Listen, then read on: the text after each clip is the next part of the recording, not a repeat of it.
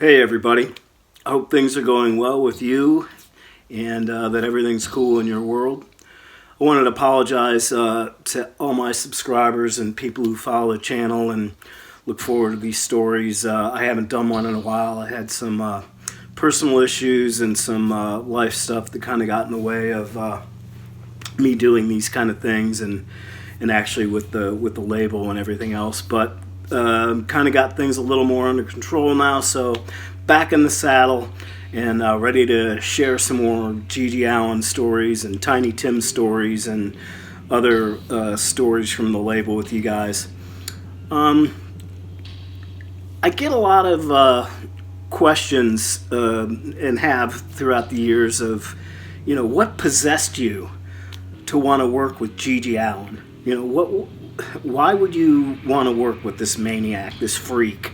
Because you got to understand, back in the 80s, things were a little different, and even into the 90s in terms of how we all viewed music and whatnot.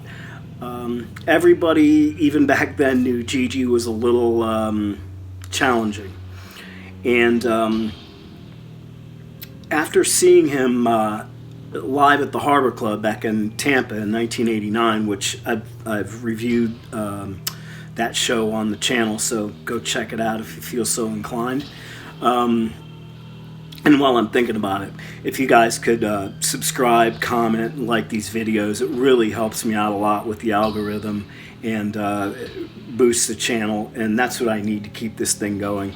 If you guys want to hear more of this kind of stuff about GG and whatnot, your subscriptions and the other stuff are really important. So anyways, back to GG, my intent in working with him and why I wanted to. So after I saw that Harbor Club show, and I had been in the music world a lot and seen shows all over the country and blah, blah, blah, all that stuff.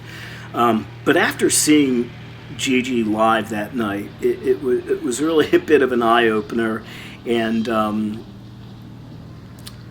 I thought to myself, wow, okay.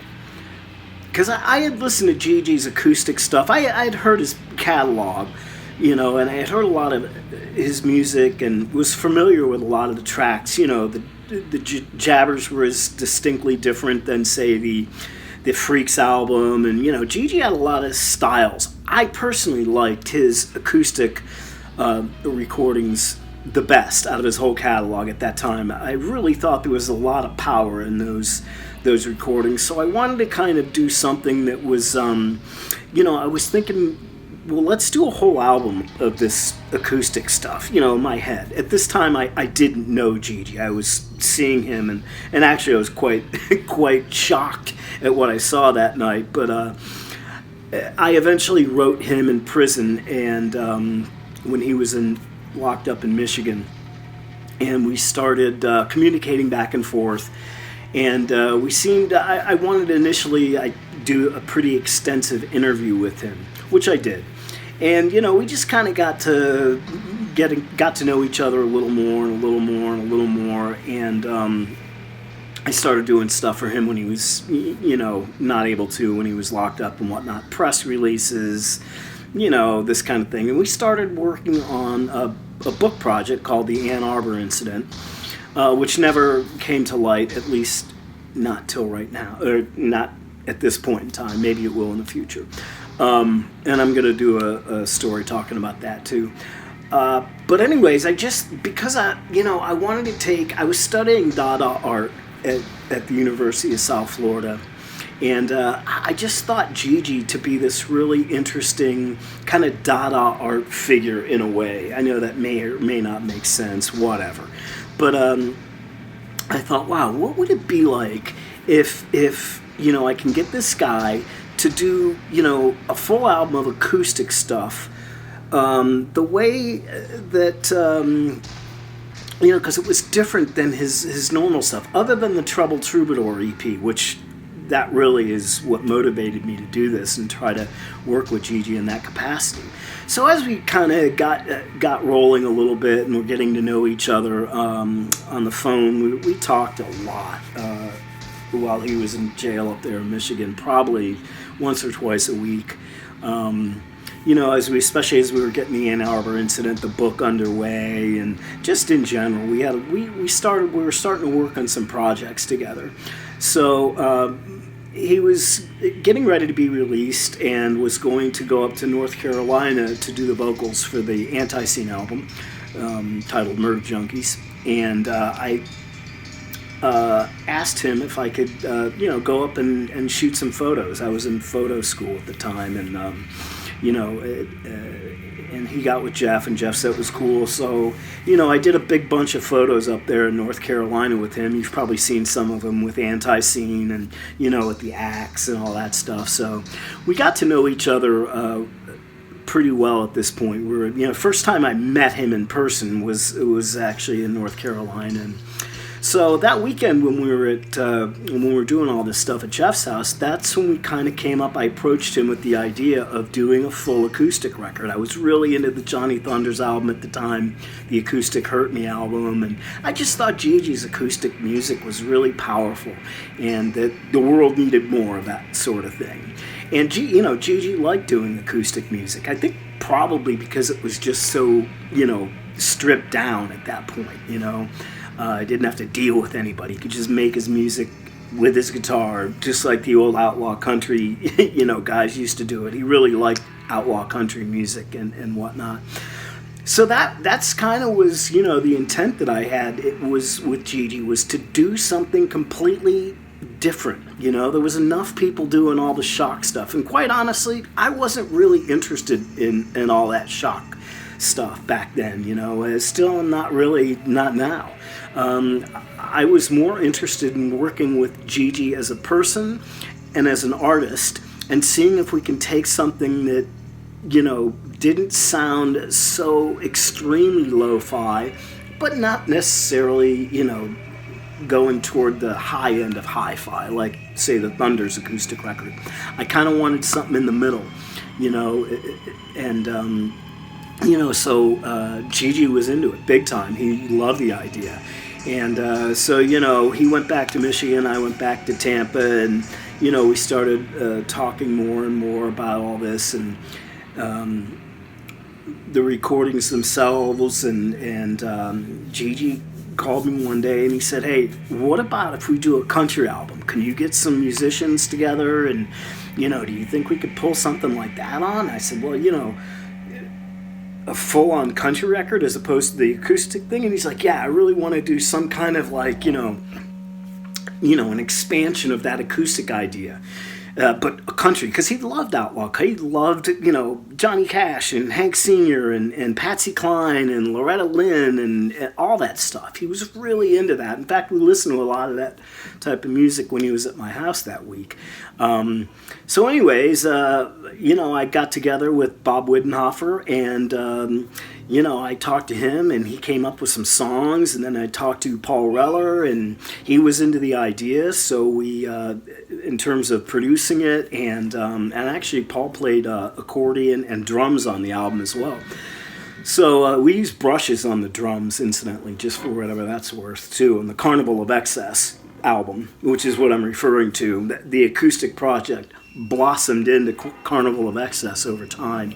So, I brought GG to the house, and I'm going to be telling some stories about some of the antics at the house and everything. But again, the intent was to kind of do that hybrid that wasn't so lo-fi, wasn't so hi-fi, something in the middle, but we wanted to do something, and GG was very much on board with this, that would kind of, last, and even in a posthumous sense. It was weird because we had to talk about this stuff, in a posthumous sense, because he wasn't going to be around long, and he knew that, but he wanted to do something exactly like this. So we did. And I think I know GG was so stoked with the results, because, you can hear on some of the clips on Carnival him saying how proud he was of it. And I've seen interviews where he's talked about it, and how happy he was with those sessions. It was a big part of his catalog, and I'm really glad we did it just for, the sake of, him as an artist. And again, that's what I was focused on. His art, him as an artist and as a musician and as a person. I wasn't interested in the shock stuff. We wanted to make the music different than what he normally did. But it was still a GG album, lyrically speaking, but we wanted to do something completely different. And GG was into it because you know how GG was. He loved pissing off whomever. If it was his fans, so what? So he didn't care if his fans liked him doing a country record or not. Now all these years later, everybody digs Carmelita, and it's kind of an important record in his catalog. But at the time, everybody was coming up to me and going, what the hell are you doing bringing this guy to town? You don't want him in your house. What are you working with him for? This is absurd. You're crazy. Don't do it. Stop it. Your girlfriend's in the house with you. People are going to get hurt. I heard everything, but I was willing to take the chance because I think it was important. And again, Gigi and I gotten to know each other at this point, so it wasn't, we were very much in sync and in the groove on what the project was gonna turn out to be. And I think overall, Gigi was extraordinarily stoked with the results. I mean, I was told by some people that, when Gigi was in Chicago and whatnot, he'd play this thing nonstop. I gave him a cassette when he left because we hadn't had it mastered yet. We hadn't had, we only had rough mixes at that time, which I've released. But so he used to listen to that all the time. He really, really enjoyed and liked those recordings. So, and again, so I just wanted to kind of put a little clarification on that, on why I got involved with GG and what the intent was. And the intent was always, and I said this in interviews back then, and I'll say it now. The intent was always to do something completely different with him, not to, be around or with all that shock stuff. And we wanted to make something that was just different in his catalog, something, but it was still GG.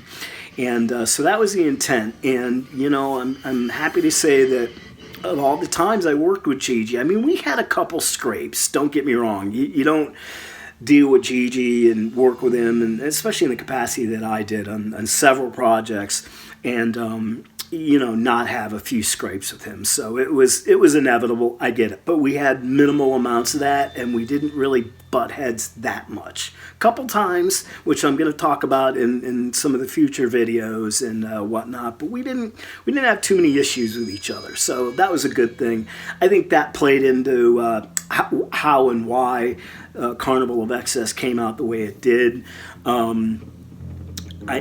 Again, my intent with all of this was to work with GG as an artist. I know there's people out there that say, that creep, he's not an artist, he's not a musician, blah, blah, blah. I get it, And at the time, a lot of people were telling me that back in, 1991 or whatever. People were really up on my case about that, but I saw things different. I saw, and I still do see GG as an artist, however flawed it may be, and I get a lot of people hate him for his antics. I understand. The project we did, and that was the focus. Carnival of Excess was the focus in getting that done the exact way that we had it in our heads, and I think that was achieved. So anyways, that's just a little bit about my intent of why I worked with GG. In the future videos, I'll be talking a little more specifically about how, the acoustic stuff evolved, and, our conversation, do an episode of when I visited him in Jackson prison. We talked a lot about Carnival, too, in Jackson that day at the visit, about how, releasing it and whatnot, and but anyways, I just figured I'd share a little bit about my intent in working with GG and let you guys know a little bit about that. Again, apologies for being not posting any new content in a while. Back in the saddle, so I hope to be posting, stories of more stories of GG as the days, weeks, and months roll along. I hope you guys like it, and please, if you can, subscribe, like, hit the notification buttons when new content comes out, and comment. I really want to hear what you guys think of Carnival of Excess. Maybe some of you have seen the video work I did, the video of Carnival. Love to hear what your thoughts are of that, GG, anything in general. Anyways, thanks again for everything, and I hope you guys have a fantastic day.